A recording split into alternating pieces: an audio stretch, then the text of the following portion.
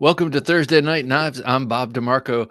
Coming up, we're going to take a look at a new Kubi that I got, but it's not a new Kubi. It's an old Kubi, but new to me and an exciting one, and you'll find out why. Also got something else very exciting that if you watch my unboxing today, it's no big surprise. And then we're going to talk about favorite knives from history. And actually, today's the unboxing is what spurned this idea.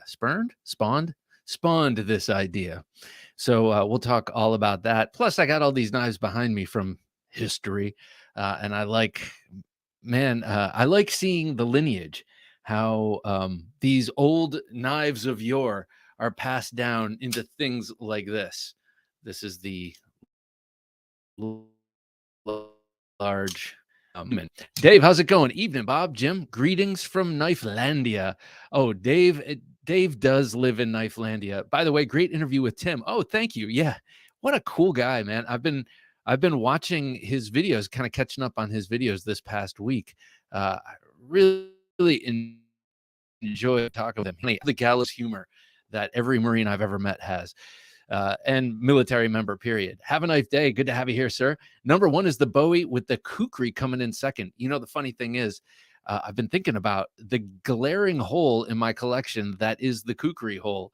I have, this here, and I have an old one that my parents got way back when I was in middle school, when they went to Nepal. So I have two, and it seems like a shockingly small amount. Raja 2. Okay, I have 3. Byron, good to see you here, Byron. Howdy, Bob, Jim, Junkies. It's Thursday Night Knives and the start of the weekend. Oh, it's catching on. Thank you, Byron. Thank you. I'll have your check in the mail. My vote, the Gladius, but Bowie, a very close second. Gladius fell on my foot the other night trying to get into bed and trying to be all slick about it late night. And, oh, man, it hurts so badly. Luckily, it was still in its scabbard. Robert Douglas, good to have you here, Robert. Probably anything from the Bronze Age. Yes, sir, you're speaking my language. That would have been what Odysseus carried, or Ajax the Great, or the Minor, or the Little, whatever they called the small Ajax. Cool thing about Ajax, the big one. Oh, wait, sorry. Love history. We've come a long way. We have indeed. And since you brought up the Bronze Age, something very cool. If you need a little nudging, the Iliad is awesome, and it's one of my favorites of all time because it's just one long constant struggle with lots of really graphic battle scenes. And Ajax the Great, there are 2 Ajaxes, but Ajax the Great, the big one that we all know of, had a giant shield, and his buddy, like his best friend in arms, this guy Teucer, was a smaller dude and a bowman, and archers were kind of looked down upon, at least in these stories. But Ajax the Great would put his shield down, and he would knock and Teucer would hide behind it, knock an arrow. He'd move the shield, he'd and level a bunch of Trojans, and then he'd put it back down. Very cool imagery, I think. Yes, you're watching Thursday Night Knives, not a not bro history. This old sword says, favorite blade of history, the Copus of Alexander the Great. Yes, again, many call it the precursor to the Kukri because it's long and that shaped downward, has a downward curve, and that almost complete handguard. So beautiful. Yes, indeed. Actually, that Oliver Stone Alexander movie, though corny as hell at times, and man, the battle scenes were amazing. Ket McNessart, great to see you here. Good evening, everyone. Happy Thursday Night Knives. As Byron said, the start of the weekend. And I guess he probably said it with that announcer voice. Will B, how's it going, sir? Hey, Jim, Bob, and Junkies. I'm not feeling well tonight. Probably won't be here for full stream. Well, I'm sorry to hear that, man. That's a shitter. I cannot stand. We've had sickness sweeping through the house all winter, and either laugh or sleep or eat chicken soup, right? Those are the 3 best medicines. Mark Herrera, good to see you here, sir. Will, I hope you feel better, sir. Mark says, what's the good word, everyone? Well, Mark, the good word is, I'm glad you're here, man. Heavy week, but it's the start of the weekend. Anthony Chaman, good to see you here, Anthony. I don't recognize your what's the avatar, but I like it. I just started to want the Tops bootlegger too. Uh, you know what? That's a cool one. That is the Tonto, right? I was just looking at the Rapid Strike in my chest of goodies as I was assembling the knives around me, thinking about how cool those long, slender Tops knives are. And I couldn't remember what that. There's the bootlegger, there's the Rapid Strike, which is a fighter style, and then there's a third one. It's like Taliban Takedown or something like that. Something like that. But I think you should indulge. That is what I'm getting at. That's the long and short of it. Get it, and I think Tops sell pretty well on the secondary market. I don't think if you hate its guts, you won't have trouble making up some of that money or a lot of it. Ground Fog, good to see you here, Ground Fog. He is applauding, and I'm glad about that because, well, we're all here and it's Thursday night. Hello, Bob and Jim at the Knife Junkie. Hello, Mark. Always a pleasure, Mark. Cobalt, good to see you here, Cobalt. Hello, everyone, he says. Well, hello to you, sir. What's your, I'm guessing from the runes in your name there, it's the Sax or the Scramasax, but I don't want to make any presumptions. Dion Page, good to see you here, Dion. Hello, Knife King, Junkie Supreme. I sit with a heavy brow. It's good to have you here, man. Ned Knives, good to have you here, Ned. Any Viking sax knife, man alive. I hear you. Do I have one around? I don't see. That's another glaring hole in my collection because I do love sax knives. And actually, I have had the cold steel sax, not the real expensive chieftain sax, but the other one, and not the woodsman sax, but the mid grade one. I've had that in my cart on Amazon for many a month. Jesse Latham, good to have you here, Jesse. While the Gladius is a great blade, technically not a knife, it's a short sword. My vote is Bowie. Is one Bowie, two kukri. Very nice. Oh, Jesse, actually, I'm glad you brought this up because in the title, it was going to be what's your favorite knife or sword from history, but it was too long. So I wanted to keep it concise. I am willing to go up to sword or at least short sword if you are. But I like that. Bowie and kukri. I think that's probably going to be the resounding vote. I am in a little dagger mode. I feel it coming on. So I might have to be dagger. My wife and I both got visited by the flu bug. Oh, damn. Okay, I remember this from last week. You weren't feeling well. Is that right? Was that you? I'm sorry to hear that. I hope you and your wife are on the mend already, but I hope your recovery is complete and swift because, man, the flu sucks. The aches, that's always the most disconcerting part. It's like, why is this affecting my muscles? My muscles. I hope you feel better, man. Blame Dexter says, I've spent 10 minutes raging because I cannot kill clickers. What does that mean, Blame Dexter? I've spent 10. I mean, believe me, I understand the 10 minutes of rage. That's a daily occurrence. But what's the cannot kill clickers? Let me know. Brain lock here. Dion says, my favorite blade of history has got to be the legendary 5 Holy Avenger Excalibur. The +5 Holy Avenger Excalibur. That sounds cool. I've seen a lot of really cool renditions of Excalibur, the sword, but I'm not sure I know that one. Favorite historical, the sax, as I presumed, and the Japanese samurai era tools. Oh, yeah, so refined, especially by comparison to other things during that time, during those years. Well, that was a long span of years, but I feel like the Japanese kind of have always been refined in everything they do. So, maybe I'm speaking out of school. Blame Dexter says, anyway, I like swords because swords are cool. What's not to like about swords? I agree 100%. But what did you mean about the clicks? To kill clickers? Let me know. And now I'm curious. Anthony, I just turned you into Anton. Sorry, sir. Anthony says, my favorite from history has to be the old hickory style butcher knife. Need to get another one because mine turned into cut yours into a Warncliffe. So that butcher style knife, I remember a couple of years ago, they came out with the old hickory in a certain length. I think it may have been 6 or 7 inches, and they had a sheath for the first time ever, which I thought was pretty cool. Also, the Bullock's dagger. Oh, okay, that's the one that has the the two balls at the end, right? At the pommel. Robert says, I left out the Scottish claymore. Silly me. Yes, yes, the claymore. Okay, okay. Actually, Robert, you got to clear something up for me. I always confuse the claymore with the basket hilt. I love the basket hilt Scottish sword. It's a broadsword with the lush velvet inner and that harsh metal outer, but it encapsulates the whole hand. The claymore that's more a big double-handed broadsword. Is that right? Let me know. Have a Knife Day says, that was me, cough hanging around with some sinus pressure. Oh, that's the worst.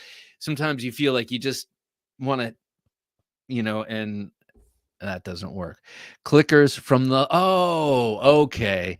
They kill you with one bite. No good, no good. I have not seen that. My wife has been urging us to watch that. And I don't like the actor, but I can get over that. You always have to be able to separate the art from the artist. So as soon as the first 5 minutes of that rolls, I'll be into it. But just got to get there. Jim, I'm sorry. I think I missed the last one, but hey, Dissentient, good to have you here. I made it. My favorite from history is the Indonesian Chris, mostly because they are magical. I do not have the Indonesian. Yes, with the real sinuous blade and shorter, and yes, and they do have a lot of each.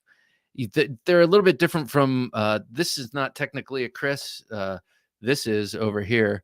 But yeah, but that's from the Philippines, and I'm sure the Filipino Chris has a lot of symbolism in it too. But the Indonesian Chris is jam packed with it. The whole thing is symbolic. Plus the way the steel was put together and all of that. Yeah, that's cool. That's a good answer. Also, I feel like the Indonesian Chris is closer to a knife than a sword, because they are generally smaller and they seem like you could do a lot of thrusting with them. Not that you can't with a sword, but the Filipino Chris has a broader sort of blade and a broader tip. So anyway, that's my 2 cents. And with those 2 cents, I think it's time right here for a pocket check.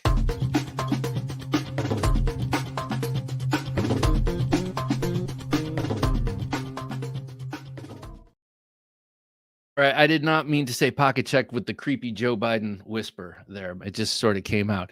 So today and many days recently, I've been carrying the Off-Grid Knives Viper 2. Thank you to Carrie Orifice, the designer and proprietor, for sending this and 2 others to me. Those 2 others I will be giving away. And actually, I'll do that in a minute. But I have the one that I'll be giving away here shortly. He sent it to me in the 3 colorways, a term I cannot stand, but I will use because we all understand it. And speaking of gladius, this is kind of a gladiusoid Tonto with the sort of clipped tip there. It makes it look triangular. It's a little asymmetrical, but anyway, such a sharp knife. This thing is, well, I think it's very fetching. Looks mean a lot to me when it comes to knives. And excuse me, I think this one is quite beautiful, but also it's extremely sharp. I mean, I say this, I'm a broken record with the Off-Grid knives. They are all just so wickedly, wickedly sharp. But that point, that center line point on this, just, man, it takes the cake. This, for me, you can always tell how thin and slicey a knife is by how it goes through cellophane and some of the more stubborn food wrappers.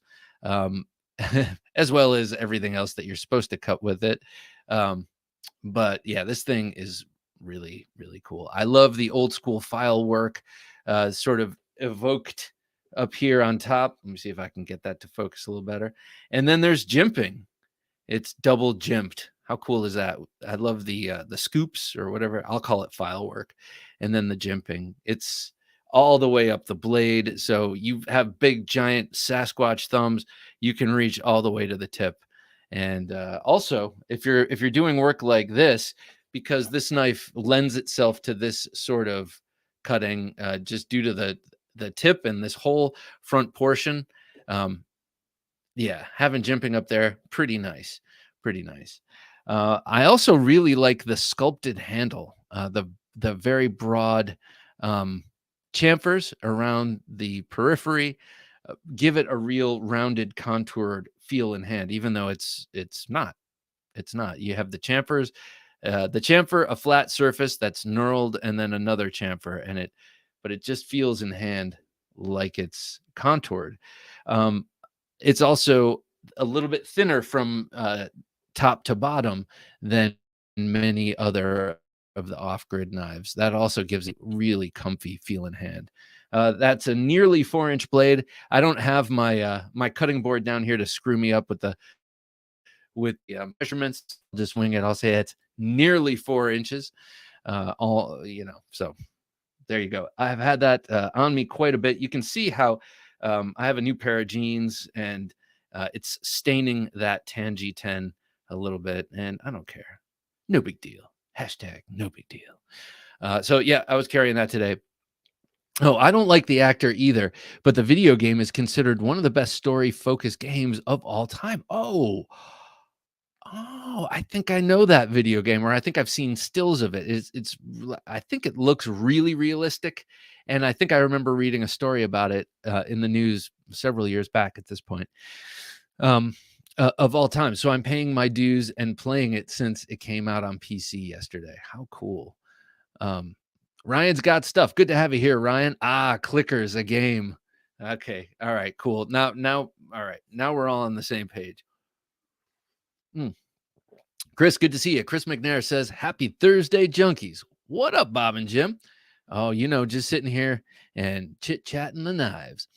Kep McNessard says, I'm a big fan of not only the Nessmuk, but the Kephart, but also the Green River knife, Canadian belt knife.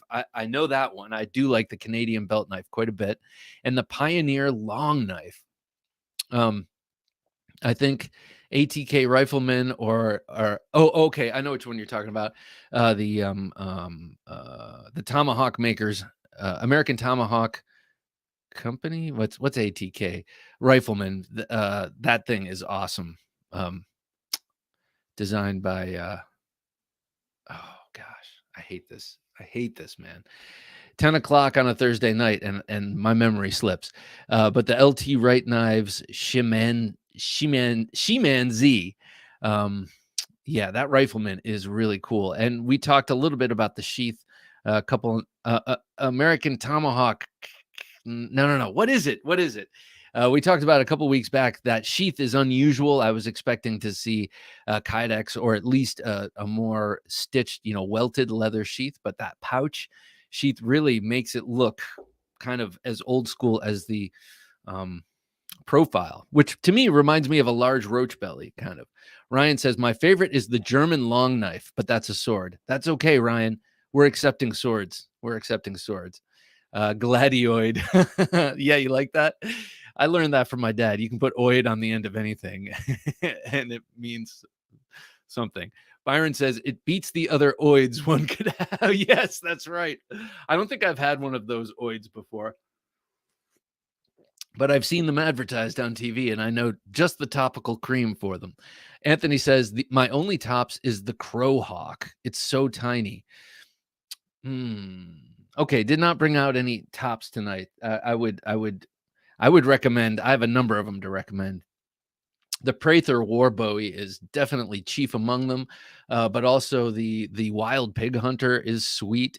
But if you want to keep it small and carryable, they have so many. I got one for my brother once called the Cockpit Commander, and it's a little Bowie that you put your finger through, and I've never actually seen that because he keeps it at work.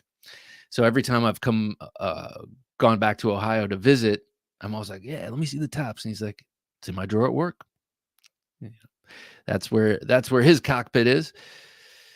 Okay. Brandon Sutton. Good to see you here, Brandon. Hello, everyone, he says. and he gives me the chaka bra. Have a Knife Day says, gotta love the word chamfer. I do like the word chamfer. Blame Dexter says, today I got in the mail and also carried the new Chavez Redention 229 with the kickstop flipper. How cool is that? With a Tonto, a lot more comfortable than I thought it'd be. I love the Chavez Tonto. They are, they're beautiful. Typo, ATC. Okay, American Tomahawk Company. That's what I thought. Okay, and they are owned by, that's the company I was trying to go for. And they also are sister companies under that same umbrella company with Chattanooga Leatherworks. Anyway, a really awesome triple header there, over there at the company. Ryan, you'll help me with that. Someone help me with that, please. All right, next up on me today. So I had the Viper, and I did not do this on purpose. RMJ Tactical, thank you. And his name is Ryan Johnson, I think. But I did not intend for this, but this is just how poetic my life is without even trying. So here is the Viper that I carried, and here is the Venom that I carried. Yes, today I had the Jack Wolf Knives Venom Jack on me. And my example, one of the few carbon fibers that I have from them, from him, Ben, a beautiful carbon fiber example. And I have a couple of the carbon fibers, and I love them and I cherish them, but I am, I like the micarta. And actually, next week, Thursday Night Knives, we're going to have Ben on. He's going to be announcing the new knife, and he's such a gentleman. He asked me, because he's going to send me one, and I greatly appreciate that. And he wanted to know, since micarta is going away with Jack Wolf Knives, he wanted to know if I wanted one of the last runs with micarta. I said, hills, yes. And it's going to be black micarta. And then I said, there's also opportunity in the future to buy the carbon fiber, because it's going to be continuing with the camo carbon and the fat carbon handles. So, because that's what really people go crazy for. This one is beautiful. I really love that. Macho Blades, how's it going, sir? Good to see you. What's up, everyone? He says. Well, not much, just hanging out, talking knives. And I'm going to be talking knives with you shortly. I look forward to it. Ryan M. Johnson, thank you. Man, I need you guys all to follow me around all day long. I'll be like, oh, what's that thing? You know, the thing. And then you could chime in. I would really appreciate that. Macho Blades, I'm looking forward to it, sir. Cool knives. Check out Macho. And actually, when you go there, you'll see that you already know Macho Knives. And that's all I'm going to say. FEMA Camp for Etiquette. It's good to have you here, FEMA Camp Etiquette for Dummies. Sorry, I got your name wrong. What do you think of the Work Tough Gear knives? More particularly, their bigger bushcraft type knives. You mean like this? Oh, and just right there, my camera freezes. I don't know if you'd call this bushcraft. I don't know what you would call it. It's not a fighting knife, though it could do that to great effect. I think it's amazing. I think it's tremendous. I love this, and I have experienced two other Work Tough Gear knives. One was that nice Sachs, which I think is a very early model, because I can't even find it anywhere online, like even past listings of it. And then I also had the a recurve called the Havoc or something like that, that Scab loaned me from Choir Boys Cutlery, and they were both amazing knives. Now, the thing about the Puzon Predator Hunter Bowie that I have here, besides being an awesome knife, I think they've dialed in their sheaths. The sheaths for the other ones were a little bit maybe not great at retention, and also just weirdly shaped and rather large, but they've definitely zeroed in on this sheath, and I would say go for it, because they're more plain or pedestrian or bushcrafty looking knives. Look awesome. Also, go to Scab's channel, Choir Boys Cutlery. He's got reviews on all of them, and he abuses the hell out of them, and he's just a cool guy. I like him a lot. Robert Douglas says, Macho Blades, Mark, and all I missed. Let's smack the likes. Yes, I agree. Let's smack the likes. It's a BFG of a knife. Yeah, it is. I mean, BFK kind of knife. Yeah, it is. I think I know what you mean in both cases. It is a BFK for sure. It's funny because I put up a video of it last week, and I had to put the camera far away from me just to get it in frame. Thank you for the reminder. Let me finish with my pocket check, and I want to hear what you guys were carrying today. For the first time in ages, I actually, to be frank, I did carry the Nova One. I had 2 fixed blades on me today, but I was considering this is the one I kept drawing today, and that is the Guardian by TKL Knives. I am in love with this knife, and I am falling in love with the others just from looking at them. And there's a great test video that he does, that Tim does, with his this knife and then the other smaller knives just like this, with the real steep 30-degree 60 inclusive grinds. And because people have hemmed and hawed over how they don't slice paper well, which actually they do. You just change your angle of attack, but also that they don't shave hair. And he's like, these are not for shaving hair.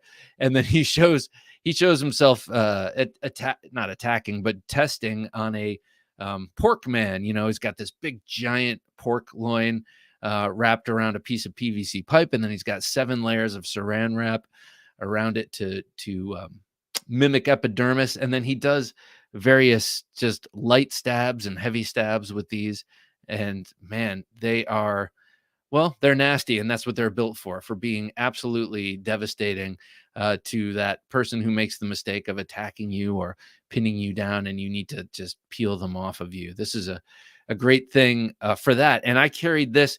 Oh, one thing I love about these knives is how the handles hide in your hands. Very small like that. Professor EDC, good to see you here, sir. Bob, Jim, fellow knife junkies, sorry. You wrote this. I didn't. Let me read it the way it's written.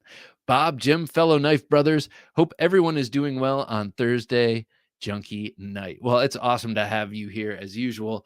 Just talking about this excellent TKL Guardian. TKL knives, they have a lot of different models, and they vary in size, and I want a bunch of them now.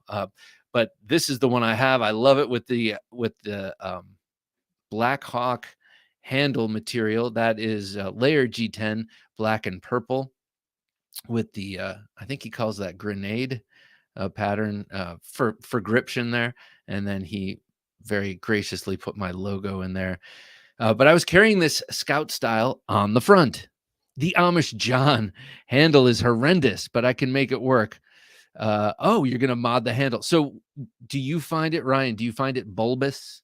I know that people have described it right here on this show as bulbous, and I find the Predator Hunter just a little bulbous right before the choil, or right after the choil, I guess you'd say. So is that what it is? A little too thick in certain places? Mark Herrera says, Bob, I have the off-grid Viper 1 with the gridlock. Now I have to get the V2. Yes, you do. It is really awesome. And so this is going to be a Gentleman Junkie knife giveaway this month. I'm just going to do this real quick since I already talked about it. This is the one with the stone wash, and the handle is black G10. It is awesome. We also have an all black one, and a little while hence, we'll figure out some sort of giveaway for that. Maybe we'll do it like we're doing the other giveaway, which I'm going to talk about in just a minute after this pocket check. The TKL Guardian, absolutely love it. And it is the first knife that I've been able to successfully carry all day long without, even with the seatbelt, and very comfortable Scout style on the front. The only thing is you have to untuck your shirt. I've been told I'm a nerd because I tuck in my shirt at work, but I mean, okay. So yeah, I highly recommend that. And I want to get some other TKLs to try out. I know Dave has a number of them. I know he's got this Guardian, actually his video on it. I saw a picture of it and I was like, wow, that's great. I love the idea of a triple edged Warncliffe, but I don't know those grinds. And then I saw Dave, I believe it was Dave's review when he first got it, and I was like, well, you don't say. All right, as always, I had an emotional support knife on me. That is something I can oftentimes, it fills the fidget role so that I can, get through the day. And today's was the CJRB Pyrite.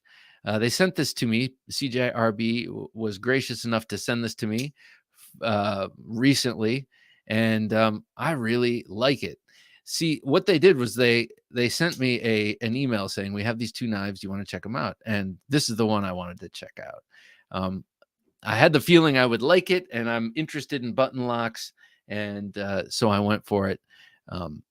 And then the other, if I don't think I like it the way it looks, I'm not going to take, because I don't want to get something from a company and then proceed to trash it. I don't know. What do you think about that? Is that dishonest? Or should I take it? And I don't know. So anyway, that is a new sort of conundrum for me, because I guess once I breached the 20,000 subscriber mark, people started to ask if I wanted to look at stuff, which I appreciate for sure. But this knife, I really like. This is my favorite of my button locks. Not my favorite of the knives that I have with button locks on them, but this is my favorite button lock mechanism. It works amazingly, and it's set up perfectly. It's like the perfect size or perfect height button, small enough that it's not getting in your way at all. Not that so that's as opposed to the Mad Tonto by Kaiser, which has a very proud button, and it doesn't get in the way, but I could see how you could actuate it by accident with your thumb. This one, not so. And it's light, it's small, it's like 3.2 inches in blade length, AR RPM 9. And for absent-minded fidgeting while you're trying to fix or figure something out, so far can't be beat. I love it. So that's what I had on me today. I had the Viper 2, and I had the from Off Grid Knives. I had the Venom Jack from Jack Wolf Knives. I had the Guardian from TKL, and I had the Pyrite from CJRB. So all really, really nice knives, and you know how it is. Just made me feel good to have these on me. I fortunately did not have to use this one. The only one I ended up using today was the Off Grid. This one I used a bit. Bagel in the morning, package of broccoli. I totally destroyed dinner tonight, I have to say. I was very excited about it too. And then my wife and I got to talking, and then I started looking something up, and we realized we needed a babysitter and all this and that. And then I looked down, and the delicious thing I was cooking was like a freaking cinder. Made me so mad. Made me so mad. My wife was so cool about it too. She's like, "Oh, that's okay. We can work it out." We have alternating tempers. I mean, she's got a hell of a temper.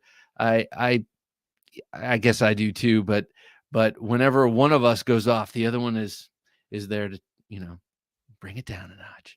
So thank you to my lovely wife, who's going to come on the podcast, one of these supplementals, to talk about her knives. She has quite a few, and she's got some very particular carry tastes. So going to bring her on.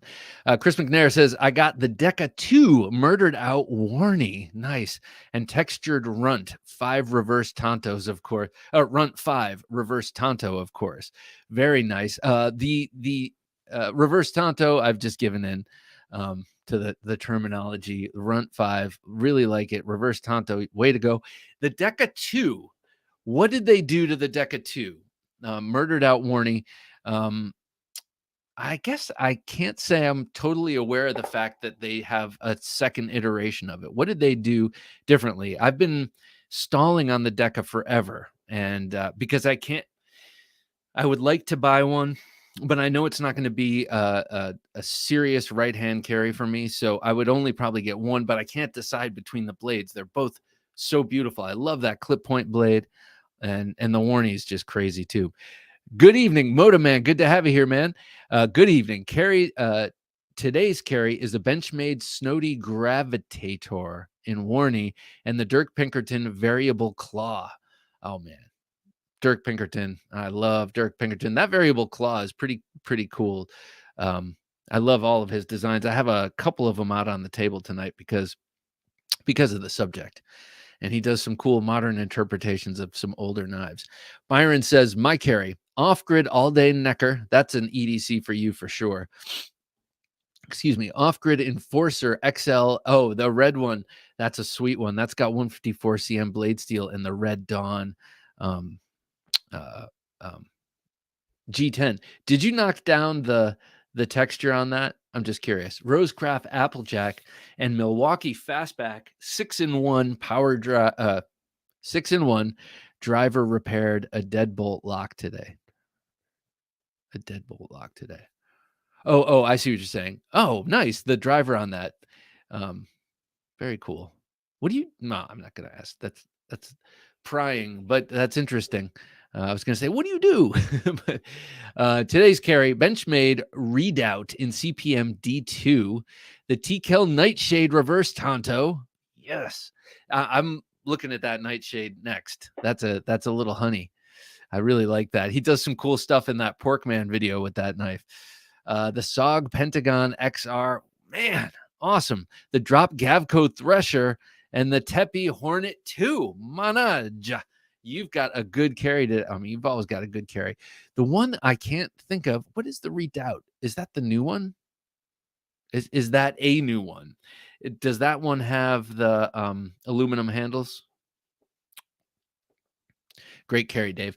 Macho Blade says, Benchmade Bug Out and Custom Foltz Minimalist for me today. God, the Minimalist, just probably the greatest neck knife of all times. Definitely the most carried for me. It was between that and the Diagnostic by Bastinelli that I lost just about a year ago. Like next week, it'll be a year ago that I buried it in a planter down at Legoland, Florida, thinking that I'd be able to retrieve it when I got back. Because, of course, I can't go anywhere with a metal detector without a blade on me. James Moore, good to have you here, James. Pocket Check, the Blue Pair, the BRR Knives Gava, and the Sinkovich Flip Slip. Oh, man. Sinkovich, everything he touches to me is beautiful. You had that Des Horn. You posted that Des Horn. Man, that thing's gorgeous. A couple days ago, I guess you put that up. Professor EDC says, I've been carrying the Jack Wolf Knives Venom, just like me, the Strider SNG, and the German sod and a German sodbuster. I saw that today. What is that? Red? It's like a red sodbuster. If you don't know, Professor EDC is the Jack Wolf Knives representative in Mexico, or I guess for all of Latin America, which is really, man, nice work if you can get it. That's awesome, man. Mark Herrera says, today I carried my Benchmade 975 CQC7. Oh, nice. Wait. Okay. I was thinking, Benchmade made the CQC7, but I'm seeing that I got you. Benchmade 975, the CQC7 Spec War. Oh, that's all one thing. That's when okay. All right. That's when Ernest Emerson he was making some of his own knives, and he was also having them OEM'd by Benchmade. And at that time, his tactical stuff, he was calling Spec War, right? Okay. Special Warfare, I guess. So that's one knife, the Benchmade 975, which is the CQC7 Spec War. Am I right, Mark, or am I just talking out my ass? Let me know. The Case Tribal Lock, nice, in Bone Stag. That Case Tribal Lock, that's cool. That is a Tony Bose design. And I remember when they first came out with it, they were having issues with the lock. But I heard that was remedied right quick. Woo, excuse me. That's the replacement dinner. Flip Solo, good to have you here, Flip Solo. Hey, Bob and Jim. Well, hello to you. Oh, I see you throwing up the deuces there. Cobalt says, today on me, Spyderco Civilian. What a cool knife. Give me an S-curve any day. I love that. Steve Ryan, Model 5. Wow. Okay, Steve Ryan. You're the second guy I know with an actual Steve Ryan. Edwin has one. Edwin of the Emersons has one. Steve Ryan, Model 5, the Spartan George V14 dagger. Oh, that's the next one for me. Ben Tendick 6-inch Kanmuri Otashi Quaken. Is that a custom, or is that one of the ones? Is that one of the Ben Tendicks made by the OEM, the American OEM? And the custom mods, my request, titanium Suba. Oh, okay. So obviously custom titanium Suba and a custom handle. My God, man. Ben Tendick, 6-inch Kanmuri Otashi Quaken with your custom mods. That sounds super, super awesome. And the Spartan V14 Bowie, awesome. I love Les George. I love all of his designs. And yeah, I got one here I'm going to show off in a minute. Byron says, I would have worked with broccoli. I would have worked that broccoli into the bin one way or another. Nice. George Bush Sr.'s favorite. Yeah. When he did to broccoli what John F. Kennedy did to the fedora, he just sort of trashed it. That's funny. I love broccoli personally. It's one of my favorite green vegetables. Kepmuk says, today I carried a Malone Knives Bushcrafter and a Kershaw Launch 8. Malone Knives Bushcrafter. Okay. I know Malone Knives because I follow him on Instagram. I'm not sure which one the Bushcrafter is. And Launch 8, an odd carry. Yeah, I like the contrast. It's good contrast. Something super modern and something rather not modern. Rather outdoorsy, let's say. Blade Ogre, good to have you here, Blade. He says, carrying the Bark River Ultimate Field Knife, the Giant Mouse Ace Grand, the Tactile Dread Eye. That's so cool. I really like that one. Incidentally, I saw Stasa was talking about the Dread Eye, and he's kind of on the fence about it because he's not a big Tonto fan, but I think it's cool. The Buck Marksman, another cool one. Gavco Thresher, okay, these are all cool. WM Steelworks Stellar XL. I have one of his Merlin's little pocket knife, really awesome. Pocket fits in a slip, like pocket fixed blade. Smith & Sons Mudbug, White River Firecraft, and Finch 1929. I was going to carry my 1929 today, but I determined that it was too heavy for my too bulky, I should say, not heavy, but bulky for my emotional support knife. Dave says Benchmade Redoubt is a drop point with combo FRN handles, 2-piece and heavy texture. All right. I'm going to have to look that one up. I don't know you, Dave, to be too much of a Benchmade guy. So if you're carrying a Benchmade, I think it's probably going to be one I like because I think I resonate with your taste quite a bit. Professor EDC says, thanks, Bob. Yeah, for Latin America. Okay, cool. Yeah, so if you're in Latin America, because we're worldwide, baby. So if you're listening in Latin America and you want yourself a Jack Wolf Knives knife, hit up Professor EDC. He will be able to get it to you. Kevin Moore says, evening, my junkies. Well, evening to you, sir.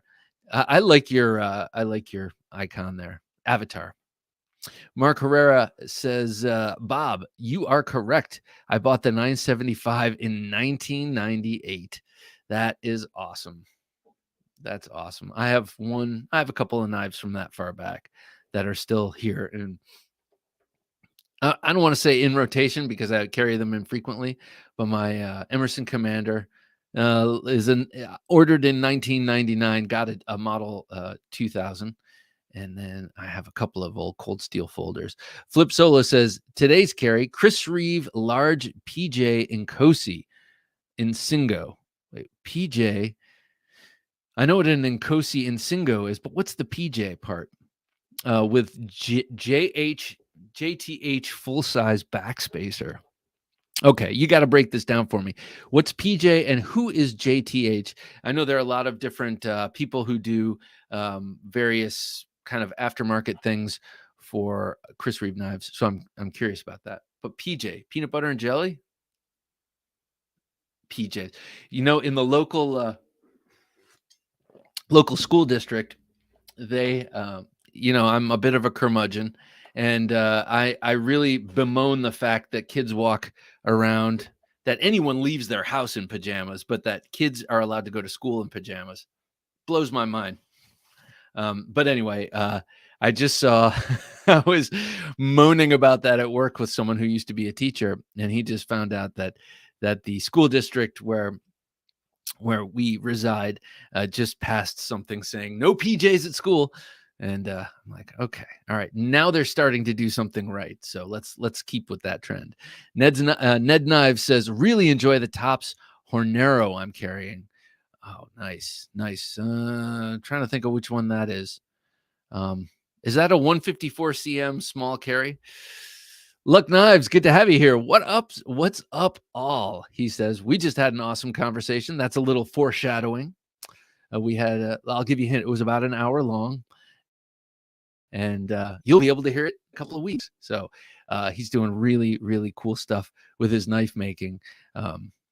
And on occasion coming on to give us updates as NAF Sergeant.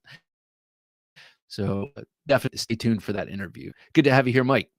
Blade Ogre says, I have a custom fixie being made with a blade shape like the 1929. I see, that is cool. I think the 1929 looks like a scalpel. It kind of has that scalpeloid shape. Dwayne Letterman, what's up, junkies? Civivi backlash today. Very nice.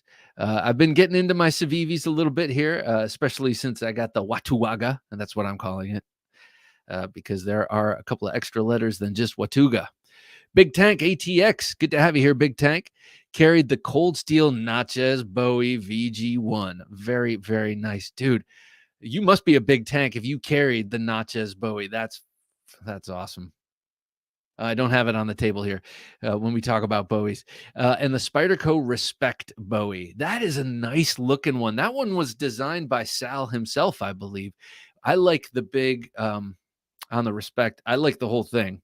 I respect the whole thing, but I really like the ricasso area. Seems like there's a lot of room for you to choke up if you wanted to, but it's not indulging you with a circular scoop out for your comfort. It's just there just in case. I think that's cool. But I think the whole blade looks cool. And I think that Big Tank has already answered the question of the evening. What's your favorite knife from history? Ryan says, yeah, the bump on the Amish John handle is way too big unless you're Andre the Giant and could rip off any handle. They could have ripped off any handle, and they do that. Yep, I agree. So on this one, for me, it's right here. There's the choil right here for my medium-sized hands. It's just a little bulky, but it's not uncomfortable, not even on impact. And not that I've impacted much more than just kiln dried wood and bottles full of water. But this handle I find very comfortable, and I find myself coming towards the back here into that horse hoof area quite a bit. Flip Solo says, Jekyll to Hyde design. Oh, that's cool. Jekyll to Hyde design. All right. Well, that's something I've been. No PJs, just lady dresses. FEMA camp for Kima. Oh, Manaj. FEMA says if a kid wants to identify as a Saturday morning, schools have let them wear pajamas to class. Absolutely. That's funny. My daughter is like, I think she I don't know. I think part of her, I think I got to her when I was like, when I was a kid, we all wanted to look like men. we were all trying to pretend to be men, not trying to pretend to go back to being little kids. And I think that kind of got her. I think that got her. I think I broke through. Luck Knife says, favorite knife from history is probably a Viking sax. Yes, indeed. And I was thinking about this. It is a thin line between sax and Bowie, right? Especially a brokeback sax. It approaches Bowie. It approaches a clip point blade. And man, I think and I love them both. So I'm thinking I get a new one of those cold steel saxes to tide me over until I can get someone like Hogtooth or someone else to someday make me a sax with a stag handle, like a crown stag. I think that would be so cool. Let me show you something real quick. This knife, this is the Acri. This is the Miguron Acri. And this one was given to the channel by Dave, This Old Sword Blade Reviews, and it was once won and never claimed, I believe. That's why I still have this. And so it's still on the block to be given away. So go to TheKnifeJunkie.com/404. That's episode number 404. That's this week's midweek supplemental that dropped yesterday, where I show off my big Bowie knife collection, or my big cold steel collection, and I forgot the Taipan. I was so distraught. And next time I just need to play it cool and no one would know the difference. But I couldn't stop talking about what a dumbass I was for forgetting like the knife I waited 25 years to buy and finally got. So I'll show that off in a minute. But you can win this knife with a simple process. I can't front flip with my left hand. Sorry, I got to do it with this hand. Very smooth. Just an awesome knife. This is a really beautiful knife. It's got a 3.75-inch blade, which is pretty nice. And it's just got this very classic, and sort of simple profile that I really like. And it's got nice contoured handles, and it has gold liners. I know we're all seeing that. And for some reason, it does not make me want to gag. You know, like I used to hate the gold liners in the Civivi Praxis when they first came out with that. They had blue liners too, and I just thought it looked terrible on this knife. It just makes me want to dress up. I love this knife, but I am letting it go. Let me see if I can front flip. Yeah, there I go. I front flipped it with my left. So yeah, giving this away, just go to TheKnifeJunkie.com/404, or you can find it here on YouTube, wherever you find it. The directions are there, and believe me, it's no skin off your back. I almost never enter giveaways because I'm like, oh man, all of those steps. Talk about lazy. My God, these headphones. All right. Well, I just got a new pair of headphones, and I'm gonna probably next week be breaking them in. But yeah, definitely. 1917 U.S. Cutlass or Dutch Kluang. Boom, right there. That's the Dutch Kluang, based on the 1917. Right here. I got that in New York City years ago. I thought it was the actual 1917 American Naval Cutlass, and then through some research found out that it was the Dutch one. I even have the leather thong that was attached to it. I took it off because it's so dry, not dry rotted, but it's old leather. It's about done. So I took it off. Robert Von Darth, looking buff there, Robert. A great name also. True Knife, D-Guard Confederate Bowie. Oh yeah. Hey Robert, you look like a big guy. What about have you seen Donnie B. All Day's Bowie? He has designed a D-Guard Bowie that he has made by the Kukri House in Nepal, and all of his knives are very big. He's a big guy, and he designed a really good looking one. You might want to check that out if you don't already have it. But yes, D-Guard Bowie, and those were Confederate, right? Used way more in the South, that D-Guard on the Bowie. Gaston Garcia, good to see you here, Gaston. Good evening, Knife Junkies and Bob. Moved to a new town, and so I've been away for a while. Yeah, I noticed that. But I'm glad to see you here and glad to see you're well. So good to see the best show again. Oh, thanks, man. I do appreciate it. And I'm glad the move went well. I'm presuming the move went well because you're here to talk about it. I haven't. Love to see it. Okay, Robert, go to kukrihouse.com. KUKRIEHOSE.com, and then look, there's a drop down or somewhere in the menu it says D-Bad Designs or Donnie B. All Day Designs, and they make a lot of cool. He does like his version of the different Rambo knives there. He does an Arkansas toothpick. These are all knives he's designed and has them made. So check those out. They're really cool, and they're temptingly reasonably priced, like way reasonably priced. So I guess the dollar goes far in Nepal. Okay, so I want to start talking about my favorite knives from history. Yes, you all know the Bowie knife is probably chief, because I love Bowies and I've shown them off a lot, and I brought out a couple, but today I'm gonna talk about a different knife. But here's a Bowie that just, man, I'm in love with this shape. This is the Mike Stewart shape. This is the, I don't know what it's called, but I know that it's been made by a number of different companies. And Blackjack, uh, also owned by Mike Stewart before he started Bark River Knives. And who else? Was it Winchester? Some gun company has made that Bowie shape like a number of times. And that's the actual blade, rumor has it, that was used in Inglourious Bastards. But they just, changed the hilt to that crown stag and all that. I love the Bowie knife. I have that. I love the Western style Bowie right here. Big Tank was talking about carrying the Natchez. I left my Natchez over there. He has it in VG1. I have it in 4116 Krups, I guess it is, or some very inexpensive steel, because that knife, they had just dropped the 3V version. And I was like, I am not buying a $500 giant Bowie knife that I'm never going to carry. So I waited for them to come out with the cheaper steel version, and it's suited my needs just fine. Only been in several duels since I got it, so the steel I have not pushed to the limit. Here we have a Western style Bowie, and this is the Western Bowie from Cold Steel.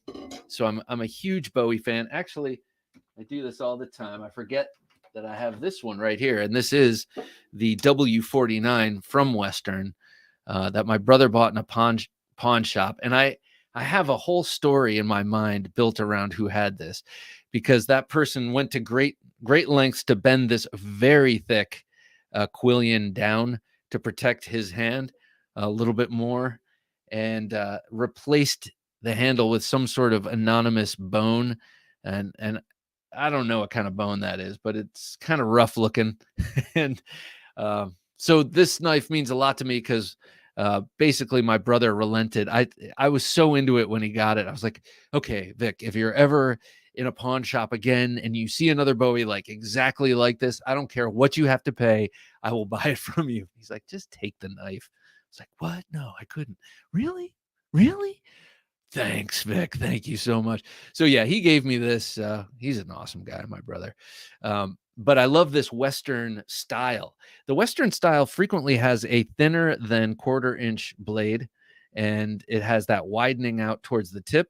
A polarizing design I've come to find, first voiced by Shane Gables. He does not like Bowie knives that flare. He likes them to be parallel lined, I guess, like the Hell's Bells Bowie. But and then someone else mentioned that they don't like the Western style Bowie last week here on the show, and I don't remember who it was. But anyway, I love the Bowie knife. I love it in all of its different incarnations and styles and designs. Even when it approaches the Brokeback Sax, I love it. But tonight, I think I'm going to feature a different kind of favorite knife from history. Jason Velasquez, good to have you here, sir. Sax came from Nordic swords created from broken English swords that Vikings made knives from. Oh, question mark. I've heard that. I don't know if that's 100% true. I know Donnie B. All Day talks about that. He actually sort of besmirches the sax. Maybe not the sax, but that sort of very basic triangular shape. And I think there's got to be some truth to that, but I don't know if it's 100%. I don't think they were all made from that. Maybe they were inspired initially from that. Robert Von Darth says, yes, the South still has some traditions of European fencing due to the understanding of the need to hand protect. I hope I read that right. Do they understand to protect protection from the D guard? Yeah, and Bowie knife fighting in general, techniques are very much based on saber fighting more than anything else. So I could see how some conventions from the saber design cues and stuff like that would make their way in. Kevin says, hang on, let me sheathe this before I do something silly. Kevin Moore says, picked up a Kershaw Static and CRKT Squid. Yes, I love the Squid. Yesterday, carried both today. What's the Static? Kershaw Static. It'll come to me. But I love that Squid. That's a Lucas Burnley design. Byron Kennedy says, Shining River Bowie BRK. Nice. Yeah, I love that thing. I love it. And you know what? It got its most use when Ketmuk Neshart borrowed it. He wanted to check it out. I sent it to him. He took it out on a camping trip, sent me pictures. I was like, thank you for giving my knife what I could never give it. I thought that was cool. King Snake Jake. Hello, Mr. DeMarco. Howdy, folks. Hello to you, King Snake Jake. Good to have you here. You're a gentleman and a scholar. Always call me Mr. DeMarco. Appreciate that. Big Tank ATX says, I was saving up for the 3V notches, but I found someone selling the V1 version for 400, so I jumped on it. Yeah. It's almost like, and correct me if I'm wrong, it's almost like the steel on that doesn't matter. And the reason I say that is it's got a cable tang in there, which is great. You know, it's really good. First of all, it's strong as hell. But the cable tang is good for absorbing shock. But you don't see too many people with their Natchez Bowies as a camp knife or as a wood splitting knife. And so I kind of feel like 3V is sort of overkill for a fighting Bowie. I could be wrong, or your mileage may vary in terms of what you use it for. But yeah, I think you made the right choice there. Why spend an extra $150 if you're not going to use it for that reason? Robert Von Darth, my next purchase will be a D-Guard Bowie. Excellent. I hope in a small way coming here tonight has hardened your resolve in that direction. Oh, I was talking about Bowies before, and man, I was remiss. I have to mention my favorite of all Bowies, the Nova 1. And the Nova 1, I'm going to bring this out and show it because it sounds to me like your brother knew you needed it. He did. He's good that way. He said, you're calling yourself a junkie now, so I guess you better have it. So the Nova 1 numbered run of EDC Bowie knives made 100% in America by Matt Chase of Hogtooth Knives. Hogtooth, yes, he's a former scout sniper, and he's up in the mountains of Massachusetts. And he makes these things 100%. This is his platform, i.e. the length of the overall package and the handle.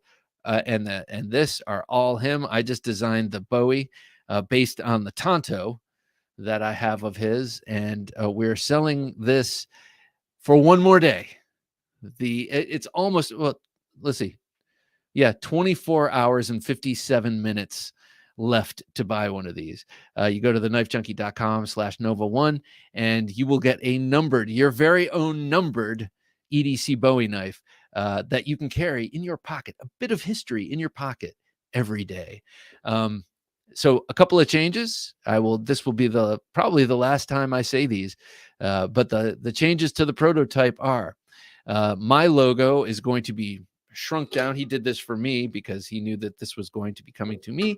But my logo will be shrunk down to fit on the flat of the blade, more in keeping with his logo, Hogtooth Knives, which is stamped in there. There we go. Beautiful. So yeah, my logo will be smaller. The liners will not be red. They will all have maroon linen micarta handles, just like that. Except the red liners will be forest green. The row of jimping is going to be the same length, just moved up forward, right towards the swedge where your thumb more naturally rests. And then lastly, instead of saying prototype, it will be numbered. And I think it will be at this point out of 25. And that number will be right there. And we've had maybe 5 people request numbers. My father gets number 1. My brother gets number 2. and Jim gets number 3. And then we've had other people request different numbers, and so those will all be honored.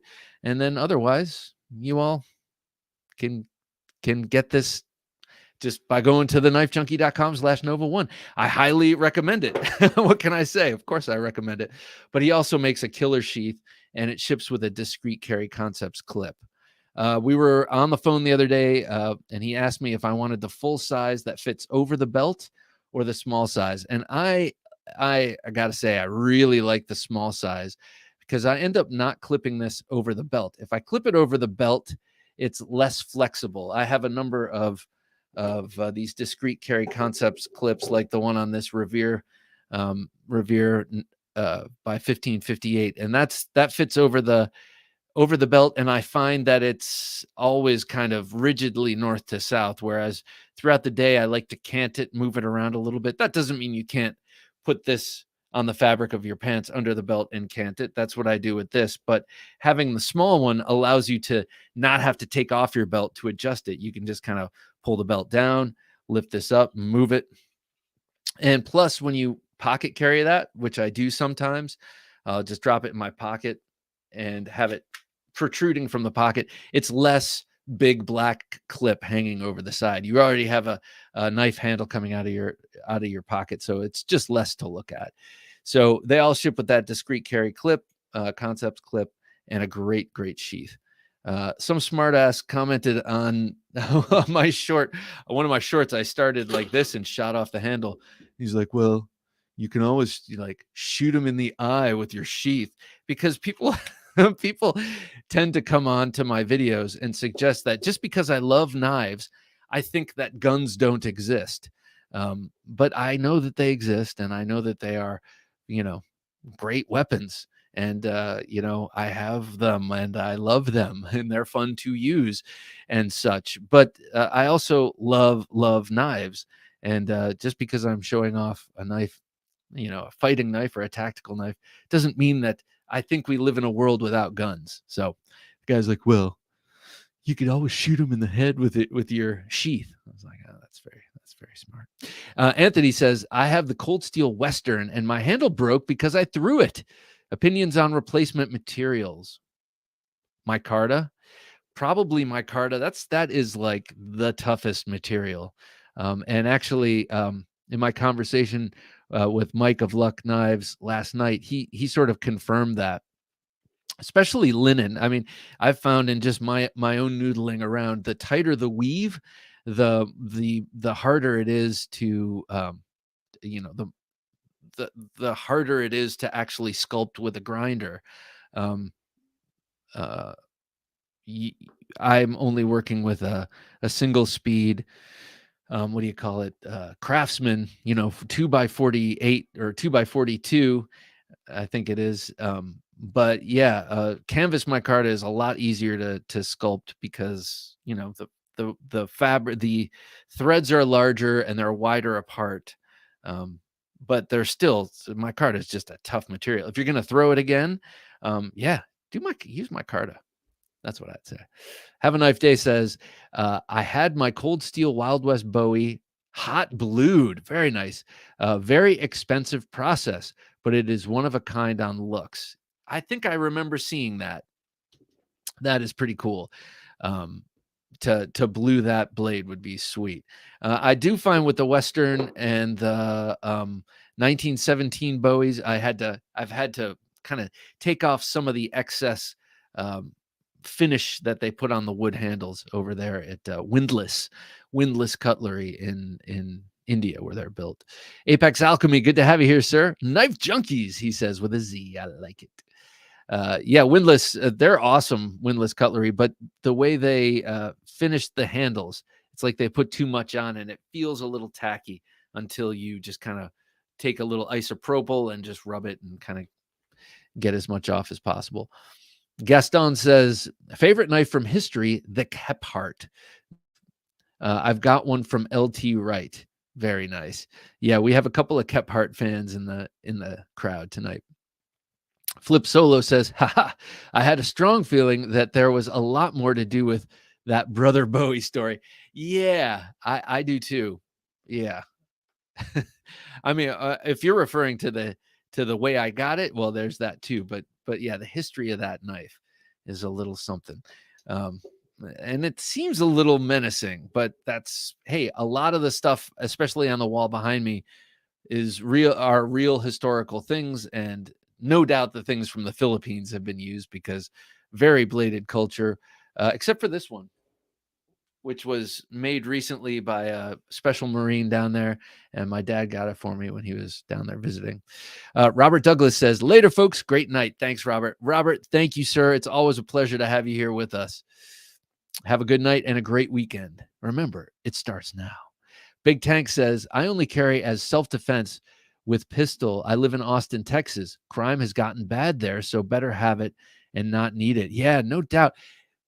So Austin, Texas, that didn't take long. I mean, I'm assuming that when California cleared out, Austin, or not that it's cleared out, but I know a lot of people left Austin, or left California and went to Austin. And it seems like the past couple of years, I've been hearing about it going a little bit from not utopia, but a very cool city where people kind of all felt the same, to more crime everywhere, more crime everywhere. But I'm sorry to hear that, but I'm glad you're taking care of yourself and making sure that you don't let anyone take advantage. 1 Minute Knife Review. Good to have you here, sir. Hello, everybody. He says, "Well, hello to you. Hello, my name is Patrick, and I love knives too." Patrick, welcome. You're in a safe place here, Patrick. You can ramble all you want about knives. That's how this show got started, just to save those around me, save relationships. You know, people don't want to hear about knives all the time, which is just weird. Flip Solo says, "They confuse your knife love is more like Lethal Weapon admiration to me." They confuse your knife love. It's more like Lethal Weapon admiration. I like that. That's rather beautiful. I'm going to show you something. Uh, right here. This is a little foreshadowing to the state of the collection, which we're about to get into. But my favorite knife from history right now we're going to talk about is the dagger. And as I say that, as the words come out of my mouth,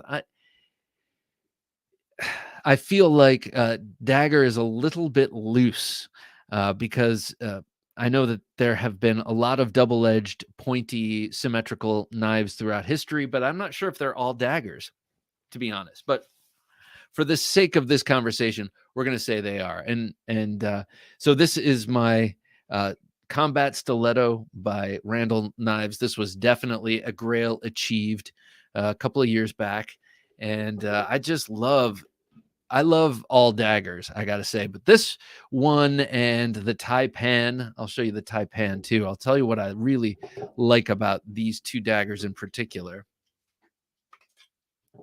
I love that they have they have hollow ground bevels, so they're quad hollow ground blades. But I also love the big bellies on them. They're good for slashing too. It's not just about thrusting with these daggers. You can slash and cut till the cows come home with these. Partially due to the bellies and partially due to the hollow ground nature of them. This one also has a cable tang, I believe. I might be mistaken about that though. It might be a stick tang. But I got this on Amazon, oddly enough, because you can't get a push dagger on Amazon, but you can get one of these. Jim says, "I like big bellies and I cannot lie." All right. Yeah. Yes, me too. D-Bad, by the way, was episode 389. Thank you for that. TheKnifeJunkie.com/389 if you want to check out the D-Guard Bowie and other things from Donnie B all day. But these big slashy daggers I like very much. But there are also two other variations that I like. Hang on one sec.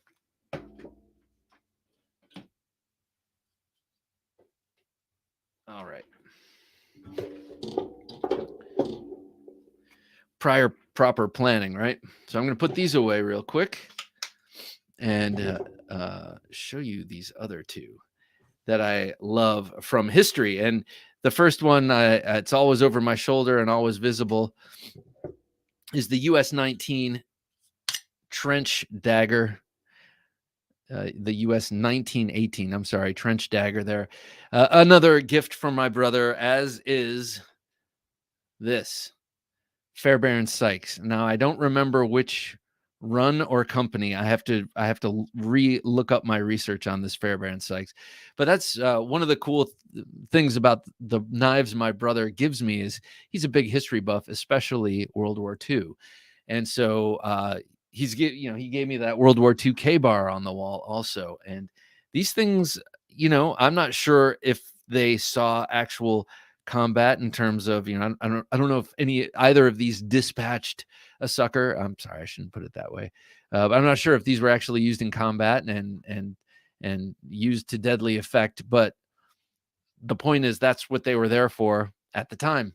And these things are, I don't know, they sort of hum with a, I don't know. That's a little corny, but you know what I mean? A lot of these artifacts seem to retain a little bit of their history. Flip Solo says, my favorite historic knife that I want to purchase is one of the Randall-made NASA knives. Right. The first shiv in space. Those are cool. And I think they're hollow-handled too. Downtown Austin is really bad, says Flip Solo. I hate hearing that because I idolize Texas.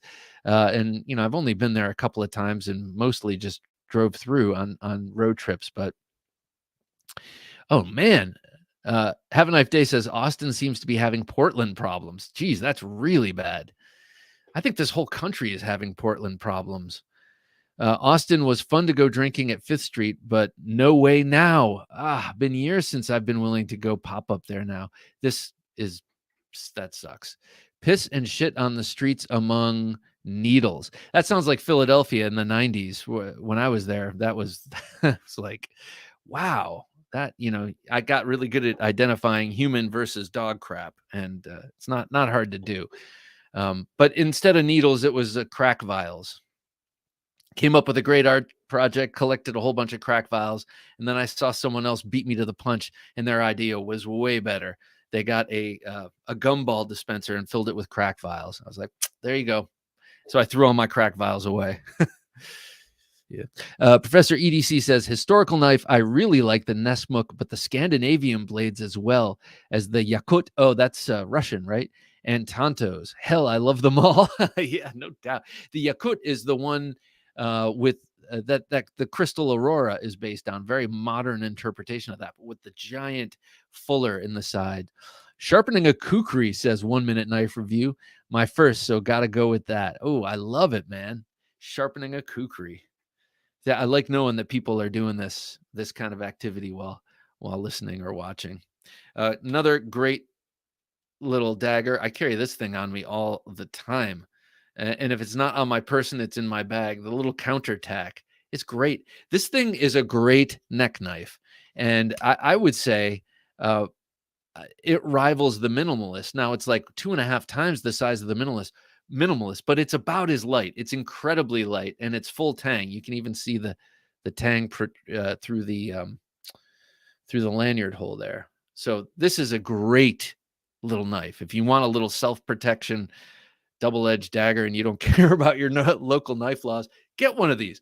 What was the last comment you had up? Let's see, Jose Abdul Favela. Good to have you here, Jose. Love my Microtech Borka dagger fixed blade. That is sweet. Yes, I would love that too. Robert Von Darth says a Perry dagger would be awesome.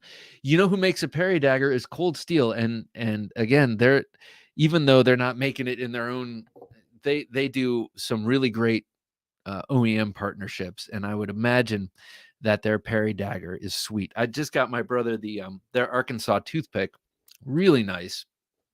But their Perry dagger has the shell. I believe it has the shell guard and the 2 forward-facing quillions. Anthony says, normal people can appreciate the dagger. Pray for the rest.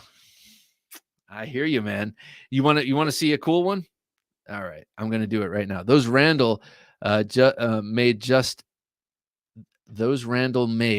just hit different. They do. They are beautiful, and they have a big bit of history. Borka dagger Good for slashing as well. Very wide blade like the Taipan dagger, but 4 inches. Oh, wait, is this asymmetrical in shape, the Borka dagger? I know that would technically not make it a dagger, but I might be thinking of something different than what you're talking about. I love Microtech. I love Borka blades, and I know that they did uh, a collaboration with a sort of asymmetrical double-edged knife. Have a Knife Day says, which knife making city would you want to visit? Maniago, Italy, Seki, Japan, Solingen, Germany, Sheffield, England, or Kathmandu, Nepal? Okay. Well, I've never been to Japan, so I would love to go to Seki.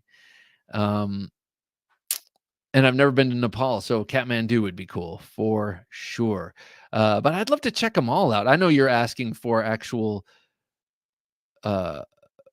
the actual knives they produce, but still, I mean, just culturally, I would love to check out Japan and I would love to check out Nepal. But yeah, those are the capitals of, and at one point, Toledo, Spain was part of that crew there. All right, you got to check this out. Acid test for kids. How historic? Like the Gerber Mark II, Yes, I love the Gerber Mark II, except mine rusted into oblivion. But I've been looking to get one back in my collection. Yes, that is a great knife from history. It's a dagger, so it goes way, way back. But also, that was that knife made a big splash, I believe, during the Vietnam War was when that was first issued and made. Yeah, Gerber Mark II is a cool one. Probably the coolest Gerber out there. So this is the new Spartan Knives Les George designed Raider dagger. And I haven't even taken the dangle thing off of it, the belt loop, but I love this. First of all, I'm going to show it in the sheath because it's got such a great thin footprint, this sheath does. And it also has a million lashing points and a lot of wide open slots, which I like. They makes it even, more A, lighter, but B, more versatile for mounting. It has great retention. And here's the knife. So you can see it's an obvious sort of tip of the hat to the Fairbairn Sykes, a little bit larger in the handle. And way better in the handle, if you ask me. The Fairbairn with its round handle, I prefer something a little bit flatter that's not going to turn in hand.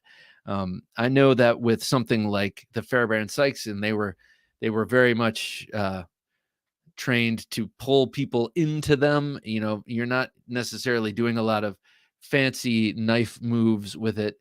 But still, I prefer the indexing and the stability of a what is that? Oh, the little something on the edge there. Huh. A little ding. I must have dinged it a little bit. But that sort of flat oval handle works way better for me. Hang on. I'm going to examine this. Let's see if trick of the eye, because I can't feel it and I can't see it. I'm running my fingernail up the blade. No, there's a little tiny bit of a something here. Anyway, I'll have to strop it. But you can see how long and slender the blade is. This, you could definitely slash with this. It's very sharp. But again, it doesn't have the bellies of the others. This is definitely more of a thruster. Man, it's gorgeous though. So this is made in Taiwan. We all know Taiwan is a great knife making spot if you're making knives in a foreign land. And you've got the Spartan hoplite helmet there, and you've got the Les George cruciform sort of shape there. And there we go. Nice focus. And this is a real nice GRN handle. It feels different, feels more almost like metal than it does like, say, the Voyager handles. And it's got great knurling. And then the whole spine, this is a true full tang. You can see the tang. You can see that the metal is like, if you took this apart, it would look exactly like this. The guard is also in metal, just sandwiched with the GRN there. And it comes all the way down here. The tang sits proud on the pommel, and then this whole area is jimped here. I believe Have a Knife Day has one of these. I really love this. Now, when I opened it up, I thought it was a Pineland cutlery knife, and I know Pineland cutlery is the more kind of affordable side of Spartan blades, and this was definitely way more affordable than that V14 George dagger that was mentioned earlier, or I have the Spartan Harzy right here, dagger. So I was thinking it was made by K-Bar in only in New York, and then as I unboxed it, I saw that it wasn't. It was indeed made in Taiwan, which really makes no never mind to me. Of course, I'd rather it be made in New York, but then it wouldn't be the price that it is. There it is. My two Spartan daggers. Look at that. That is a beautiful picture. This Spartan Harzy has a hollow ground blade, so maybe a little bit more slicey than this, but at this point we're picking nits. Oh man. So this is why daggers have been on my mind today, and this is why dagger is the main thrust, if you will, of my historical knife love. Robert Von Dar says Austin is the Seattle of Texas. Well, it always has been culturally, right? It's always been kind of the most artsy of the Texas cities, right? But now I think what you're implying is that it's people are behaving more like they are in Seattle than they are in Texas, which is a damn shame. And I love Seattle. I love the Northwest. It's beautiful. I just do not like the prevailing winds there culturally these days, that is. Byron Kennedy says, I'll say it again. Plan if one must. Execute regardless. Leave the kids with the mice and visit the Randall Shop. Yes. Randall Shop Museum in Orlando. It's a fantastic collection of knives and history. Byron, I am so squarely with you, sir. Yeah, that's been twice that I've gone down to Orlando and been like, how do I break away from this? And we're there for so short a period of time, I haven't been able to make it work. But next time. Mutiny Grim, good to have you here, sir. Les George, best dagger. Yes. I couldn't agree with you more, sir. I love all of his daggers. I mean, he has a bunch of them. And I don't know if you saw these, but he cast a bunch of every city is LA and Kensington. Oh man, that's depressing. Yeah, but it's true. Are you referring to Kensington in Philly? Oof, rough.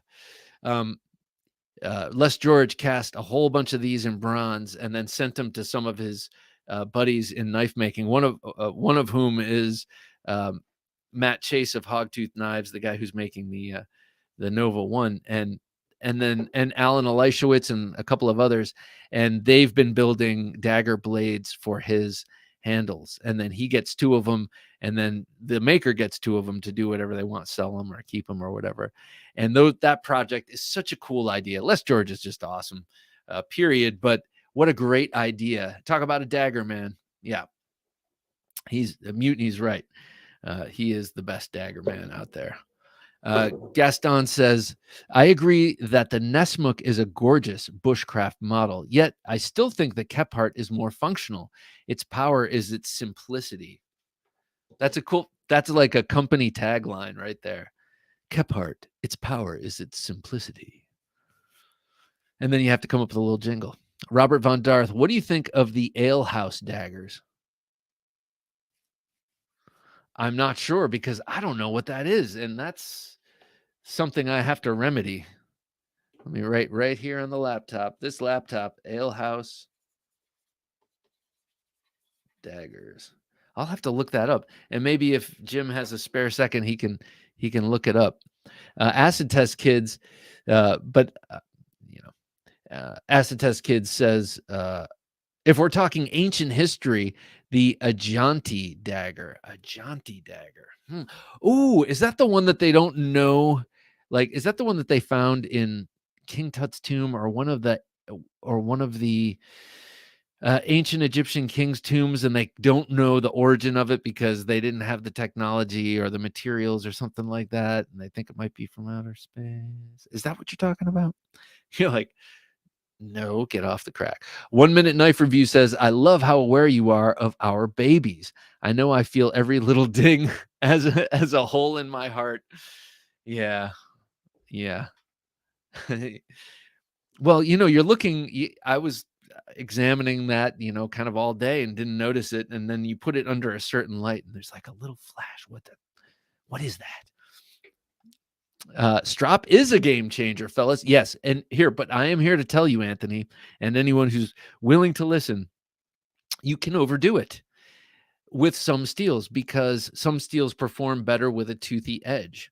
I actually overstropped something in 154 CM. Maybe it was one of my, I don't remember what it was, but I overstropped some 154 CM, and I felt like it was sharp as hell. Shave hair off your, and make little tiny curly cues on paper, but it had no bite left because I needed a little bit more of a toothy edge with that.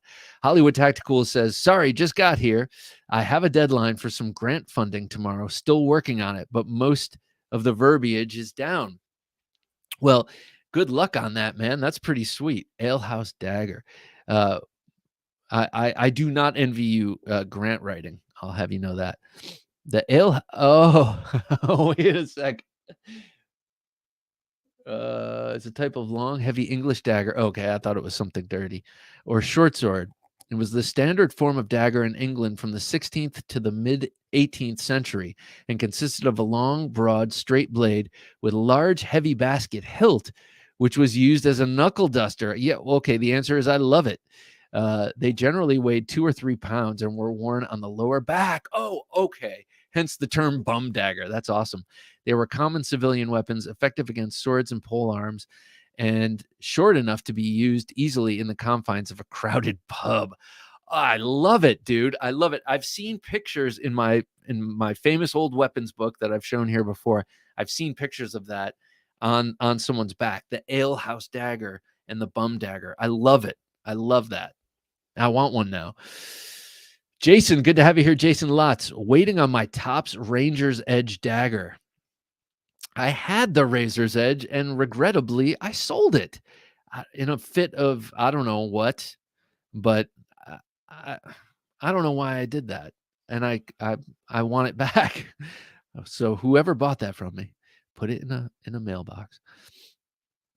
I have the Harsey. He said, okay. You don't have the new George. I thought you did, but I am mistaken. You have the Harsey. I still like the Spay Blade, says Mark Herrera. I do too. And as a matter of fact, when we had last time we had Ben Belkin on the show, I asked him if he'd ever make a Spay Blade because he's planning on going back into all of these on the second runs and making different blades because, as we know, different all of these old slip joint patterns, they all come with different blade shapes in the old days. And so he's going to do that in the new days. And I thought a Spay would be so cool, but I guess kind of reading the tea leaves, Spay Blade is not going to be as good a seller for him, but I too love the Spay Blade, and I love the name and what it's for. Well, I don't love what it's for, but I love that it's named after spaying animals, and therefore it's a castration blade. Hollywood Tactical says, though they're probably the least usable for other kinds of tasks, I still always opt for the dagger whenever available. I'm with you, man. But let's not forget the fighter. And you're saying, well, Bob, what's a fighter? Anything can be a fighter. But if it's not already an official definition, I will officialize it here. A fighter is, and I don't have any here with me, but asymmetrical but double-edged. So you have like a full regular. Here, let's look at this. Full regular bottom side here, but like a sub-hilt fighter. You have a sharpened edge up here, but it's not symmetrical. The Zabo Express by Tops, to me, is a fighter. At first, I thought it was a dagger with an asymmetrical handle, but when you hold it upside down, you can see that the top and the bottom are just different contours. And so to me, that's a fighter. Anything that's double-edged but asymmetrical is how I would boil it down. 1 Minute Knife Review says, have a custom Chris dagger. Unfortunately, damaged the finish when younger. Ooh, that sounds awesome. I would love to see what this custom Chris dagger is. It made of modern material, like in a modern way, or is it more like this on the wall? Big Tank says you should check out the Actinon Verba. Oh, that is a beautiful Bowie. Dagger. I really like that one. Do you have that, Big Tank? It is a little pricey, I got to say. Actinon Verba is a company out of the Czech Republic that makes some really cool knives. Who was it? Oh, well, I think Dave gave the channel an Actinon Verba that we gave away quite a while ago, a folder. Have a Knife Day says, I'd love a Les George knuckle duster knife. Yeah, who wouldn't? Who wouldn't? I was talking with Matt Chase, and he was saying he sold the two that he had after he gave the two to Les George. You got to see these knives. I think they're on Instagram. You can see them, but he did a beautiful Sanmai on them. But he sold them to friends. Excuse me, for a song. And Les George was like, you could have gotten twice that.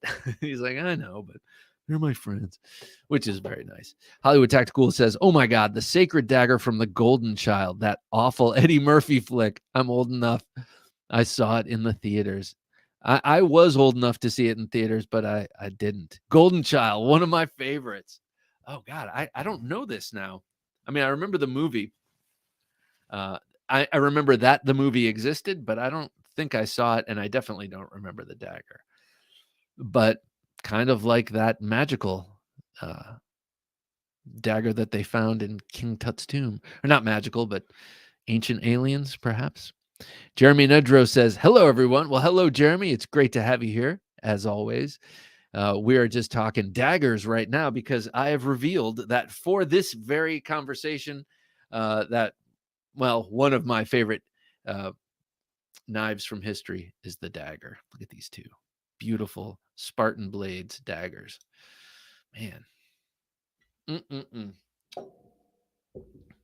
Hollywood Tactical says, damn, I found out today I need a bum dagger. I know, me too. I love the whole idea that it's effective against swords and pole arms, but also compact enough for a crowded pub. It's like, that is if that's not the magic spot right there, I don't know what is. I love Bowie knives, says Jeremy. Yeah, me too. And we found out a lot of people here tonight love the Bowie knives as well.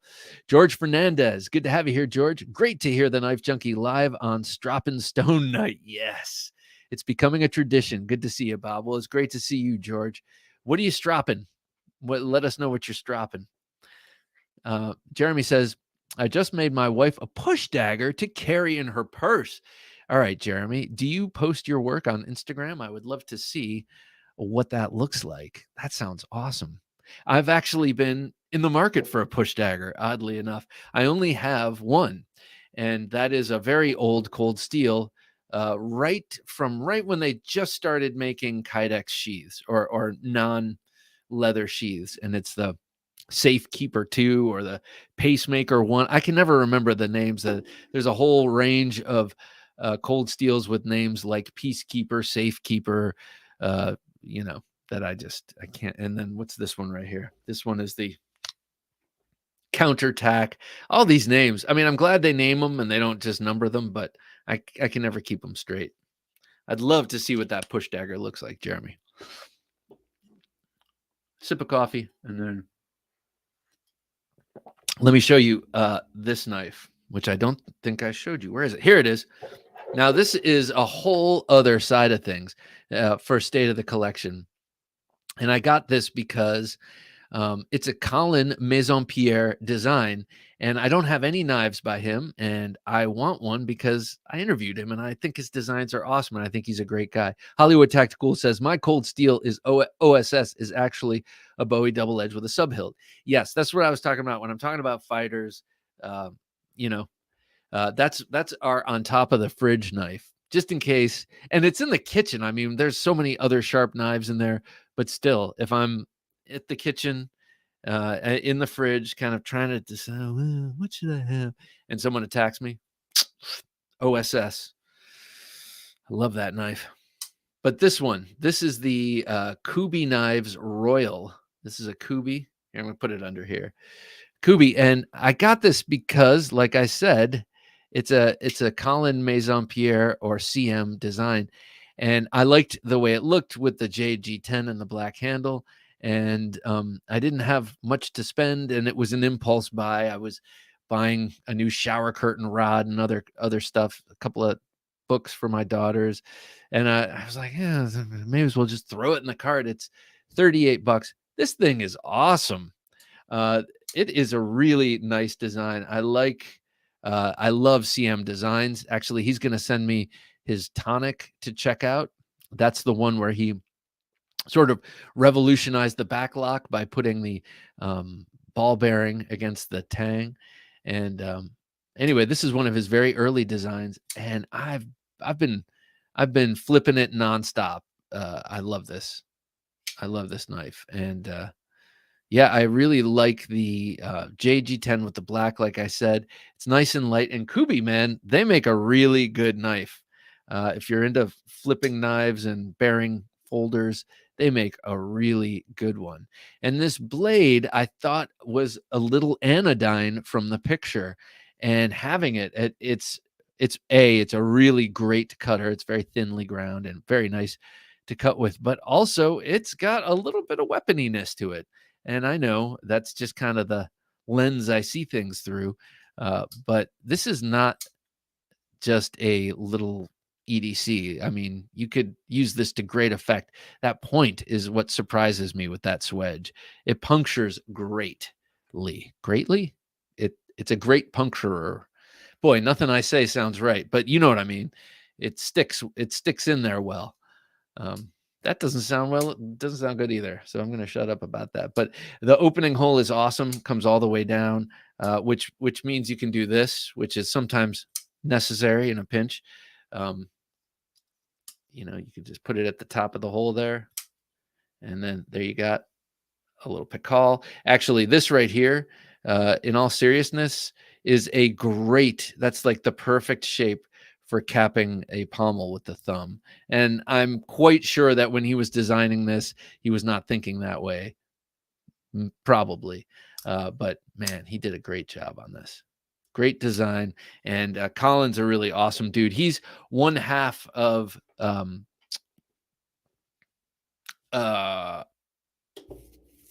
Lefty EDC and CM Designs, Colin Maison-Pierre, together make, oh my God. Someone tell me. Half Face Blades. No, it's not them. No, I'm just kidding. Half Face Blades makes great push dagger, very discreet. I own one myself. Ooh, that's good. That's good. All respect to Wingard Wearables. I respect the dick pic is not historical enough, but the tomahawks, no doubt. No doubt. They're tomahawks, like buried under a couple of knives here. I have the back ripper. Have a knife day. You know what my favorite is, since I'm going to James Black Bowie Heritage Festival in Washington, Arkansas on the 21st of April. I hope you take a lot of pictures and do some videos from there. Stropping my Kizzlyar Aggressor, Alpha Combo, and Croc, making light sabers here. Very nice. Light sabers. I like that. Make them super, super sharp. Why am I having trouble remembering that? Steve Borg, Resistance. I like that. Resistance is futile, Steve.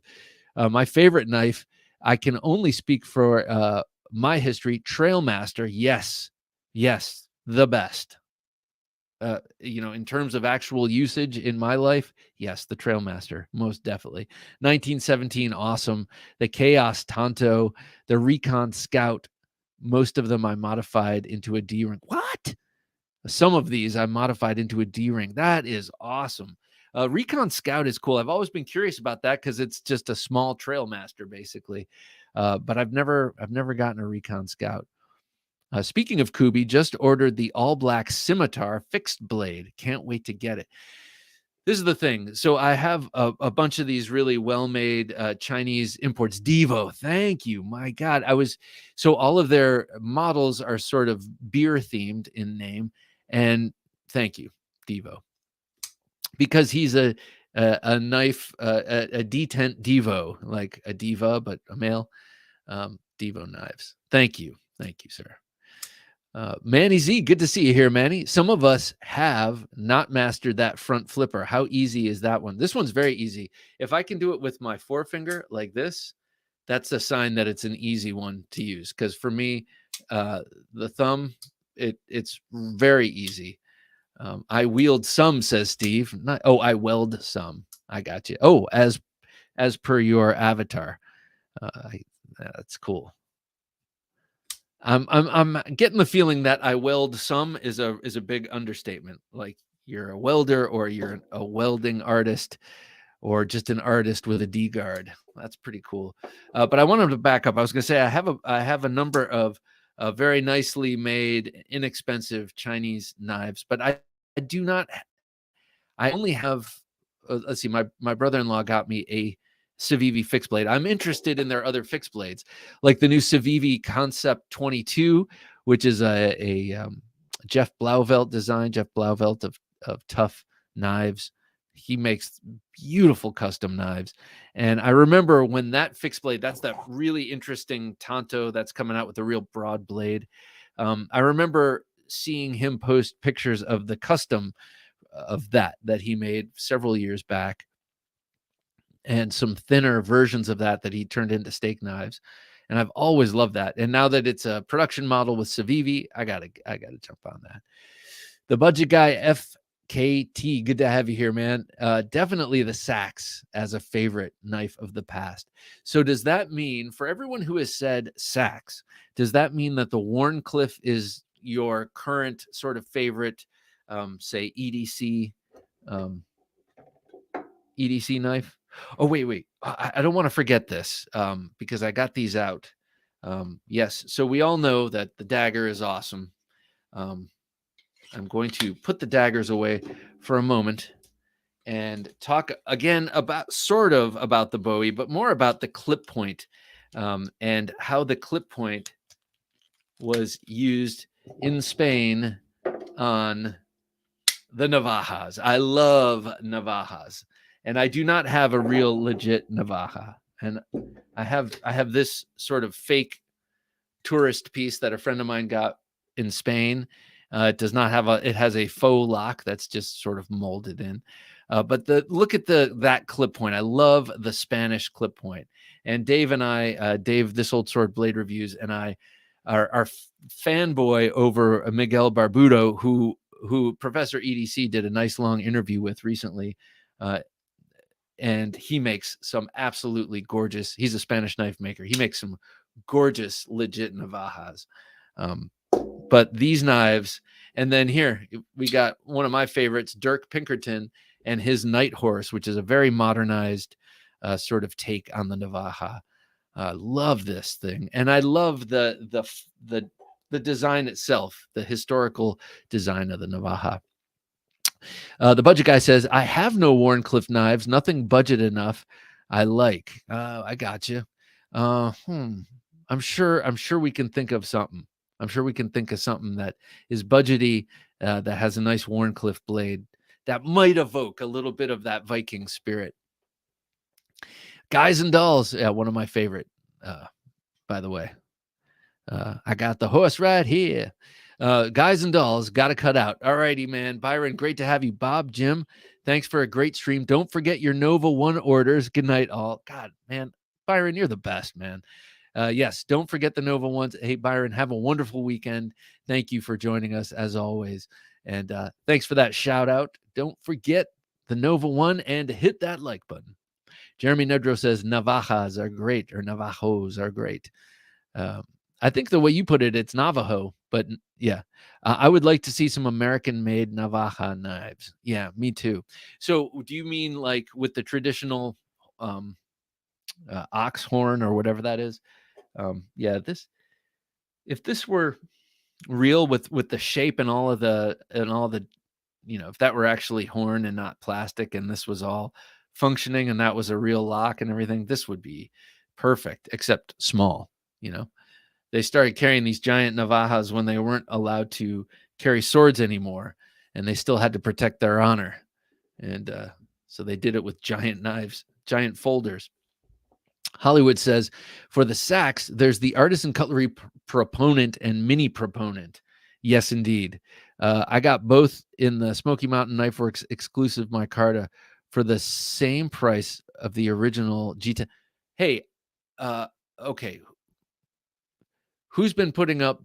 Who is the commenter who just put up the fact that they have no saxes? I can't remember because I know it's a new name. Or a name I don't quite recognize.